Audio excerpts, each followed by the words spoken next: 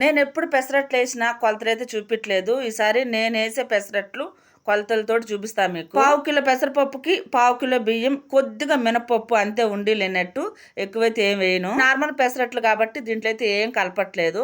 ఇకనైతే ఒక 2, 3 సార్లు వాష్ చేసుకొని పక్కన పెట్టేసి ఓవర్ నైట్ నానబెట్టేసుకోండి. ఇకన మార్నింగ్ వచ్చేసి ఇంక రుబ్బేసుకోవడమే.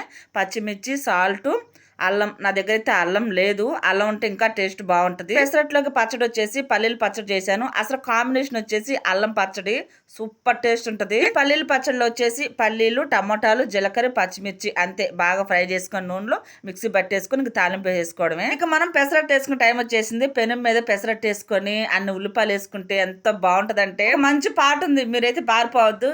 ఈ జన్మమే రుచి చూడడానికి దొరికేరా, ఈ లోకమే వండి వార్చడానికి వేదికరా. పారిపోక ముందు నేను వెళ్ళిపోతాను. బై.